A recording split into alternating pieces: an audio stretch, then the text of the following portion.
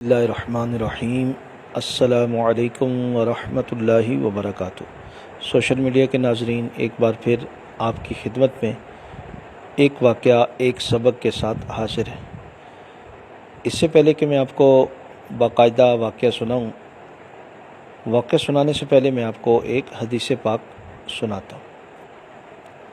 اللہ پاک کے پیارے پیارے آخری نبی مکی مدنی رسول ہاشمی صلی اللہ تعالیٰ علیہ وآلہ وسلم کے ارشاد گرامی کا خلاصہ ہے کہ جو کوئی روزانہ 50 بار مجھ پر درود پاک پڑھے گا تو کل قیامت والے دن میں اس کے ساتھ مصافحہ کروں گا۔ سبحان اللہ۔ قیامت والے دن جس کے ساتھ اللہ پاک کے پیارے پیارے آخری نبی مکی مدنی رسول ہاشمی محمد عربی صلی اللہ تعالیٰ علیہ وآلہ وسلم مصافحہ فرمائیں گے، اس کی شان کا عالم کیا ہوگا، اس کا بیڑا پار ہو جائے گا۔ تو فقط 50 بار روزانہ درود پاک پڑھنا ہے۔ اللہ پاک ہم سب کو کثرت سے درود پاک پڑھنے کی توفیق عطا فرمائے۔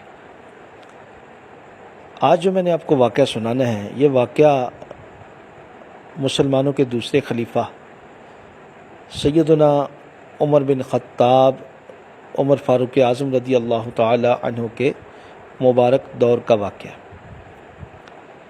حضرت اسلم رضی اللہ تعالی عنہ کہتے ہیں کہ عمر فاروق اعظم رضی اللہ تعالی عنہ روزانہ مدینہ پاک کا گشت کرتے تاکہ لوگوں کے حالات معلوم کریں اور اس میں مزید بہتری لائیں۔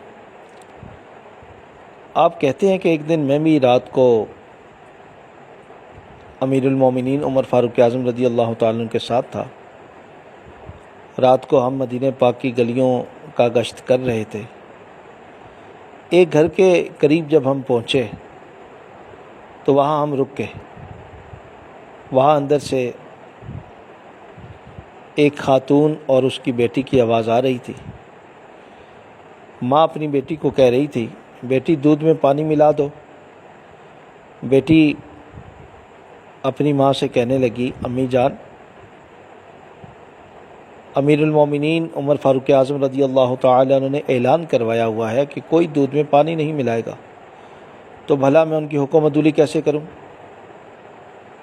ماں کہنے لگی، بیٹی انہوں نے اعلان ضرور کروایا ہے، لیکن ابھی کون سا وہ تم کو دیکھ رہے ہیں؟ بیٹی کہنے لگی، امی جان، یہ کیسے ہو سکتا ہے کہ امیر المومنین کے سامنے تو ان کی فرمانبرداری کروں، ان کا حکم مانوں، اور ان کی غیر موجودگی میں ان کا حکم نہ مانوں؟ اور اللہ پاک بھی تو دیکھ رہا ہے۔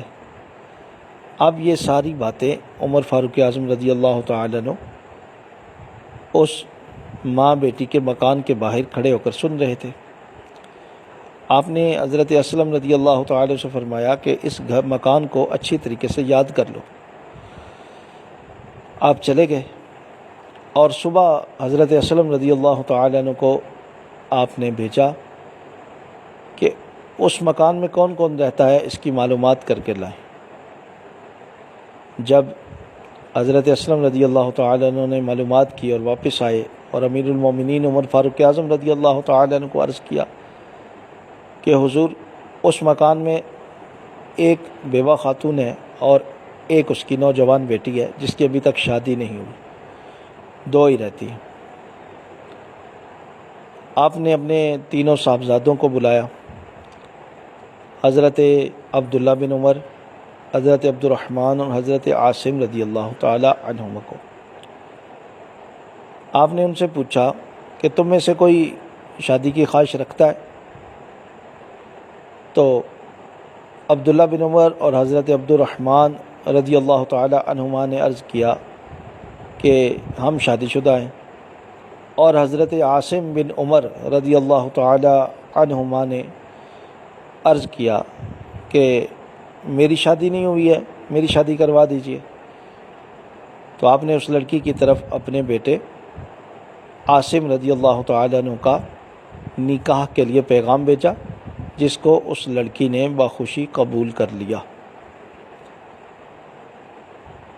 پھر آپ کے بیٹے حضرت عاصم رضی اللہ تعالی عنہ اور اس لڑکی سے اللہ پاک نے انہیں ایک بیٹی عطا کی،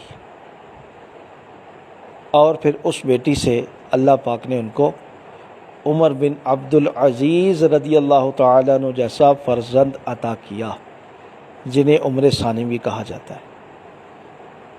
سوشل میڈیا کے ناظرین، دیکھا آپ نے ایمانداری کا کیسا صلہ ملا، اور اللہ پاک کا جو حقیقی خوف اس لڑکی کے دل میں تھا، کیسا اللہ پاک نے اس کا صلہ عطا فرمایا۔